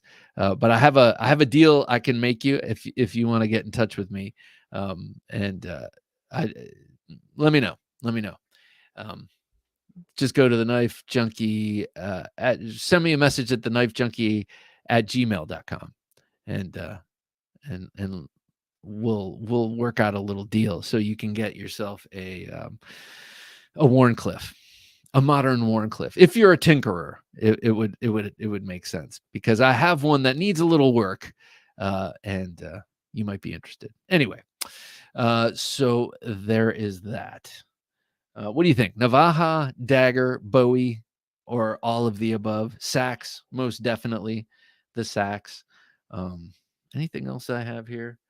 Well, really what I did was I pulled out my modern versions of some of these classic knives. Like you have the not the arch nemesis, but you do have the arch nemesis. I don't have one, but that is also a double-edged folding dagger by Sharp by Design.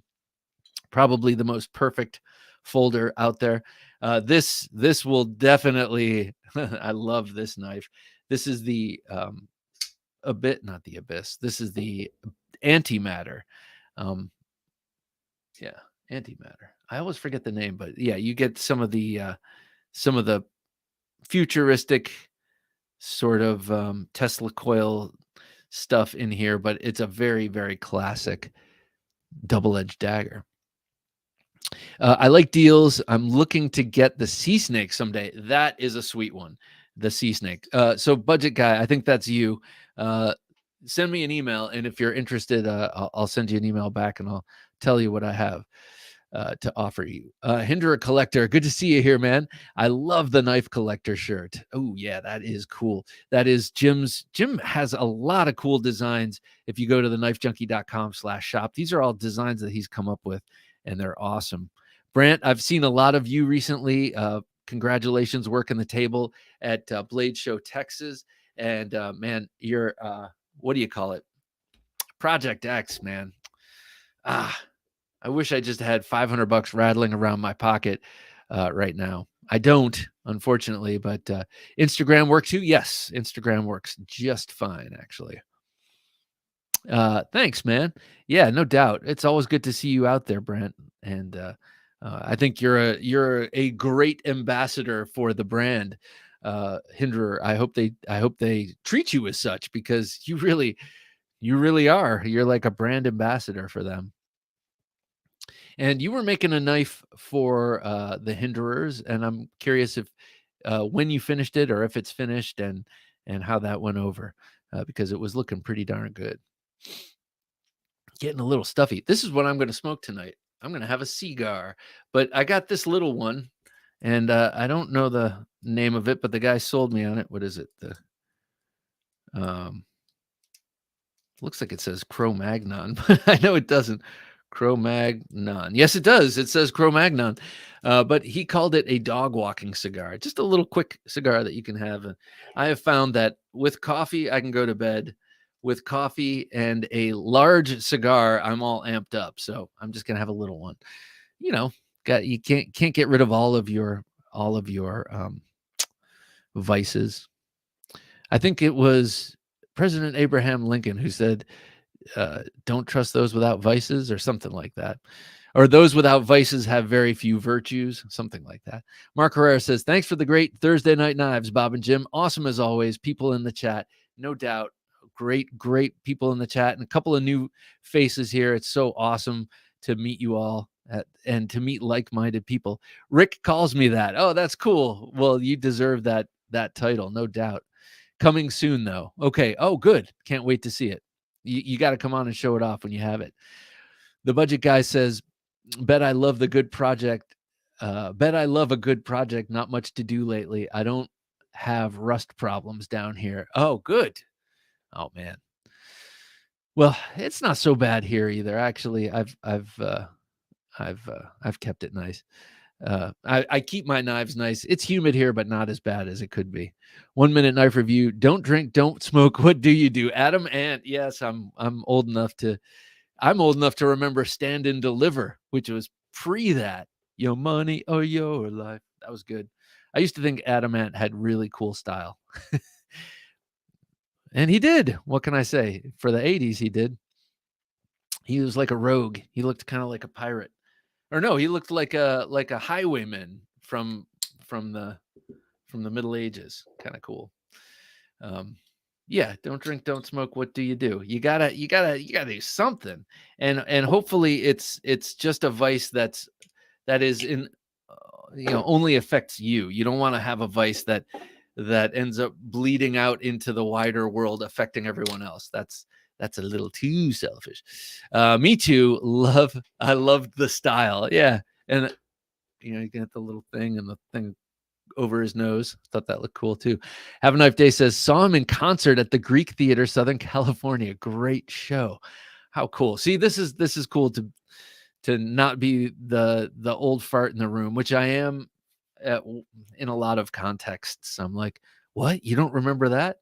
Like, I work with a guy he's great. He's one of our cameramen, and I consider everyone I work with kind of my contemporary because I not my contemporary in terms of time, I've learned, because he's exactly half my age. He's like, he said, oh, my dad's your age. And he's like the principal of a school and all this. And I'm like, man, it's so funny. I guess I prolonged my adolescence living in New York City for 13 years. But anyway, it's cool to have people who understand the references.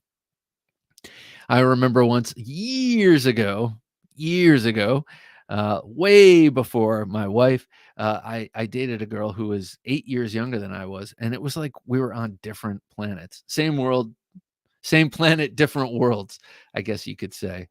And yeah, that's what happens when sometimes, not all the time, but when you straddle generations like that. Like, yeah. The budget guy says, picked up some Stolichnaya vodka lately. Good stuff to mix with work as wait, hold it. Picked up some Stolichnaya vodka lately. Good stuff to mix, would work as gas. Woo, yeah, no doubt. Well, I was getting out of hand, so that's one vice I did drop, and luckily it didn't have its hooks in me too badly, so that was good. Major crush on the Adam Ant girl on the Don't Drink, Don't Smoke video. Yeah. And what about Tony Basil when she does that little skirt flip in Oh Mickey? And they freeze frame on that for all the 12-year-old boys out there. Oh man. Anyone know what I'm talking about? Probably. All right, guys. I think I've said too much at this point, but I want to thank you all and remind you that the limited run of Nova Ones, one more time, I'll show this to you, and then the hard sale is over, and I start designing the Nova 2. And by the way, Matt Chase already sent me a shot of the first, first 16 that have been cut out of the Nova 1s. Where'd it go? Here it is. Your last chance. You got 24 hours officially at this point because it's 12. You have 24 hours to put your order in at TheKnifeJunkie.com/Nova1. Carry a piece of history in your pocket or in your waistband with this gently recurved Bowie. Now that recurve, just so you know, is very easy to sharpen. A and B is there for a lifetime of use because this is the area you will probably be using most. And if you sharpen through that and sort of obliterate the recurve, you will still always have a very nice Bowie profile.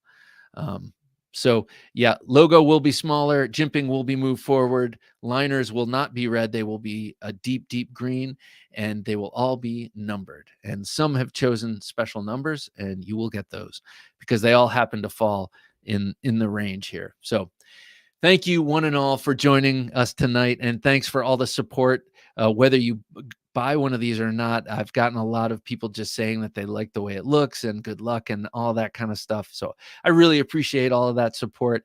This has been a fun little venture for me, and I look forward to making having the Nova 2 come out at some point. I have an idea in my mind's eye, and one of the knives that has featured hugely in this show, and it's not a dagger, will be the direction I'm headed. So keep your eyes peeled for that.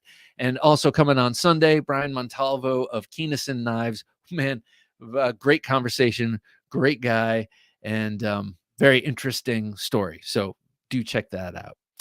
All right, everybody. For Jim working his magic behind the switcher, I'm Bob DeMarco saying, until next time, don't take dull for an answer.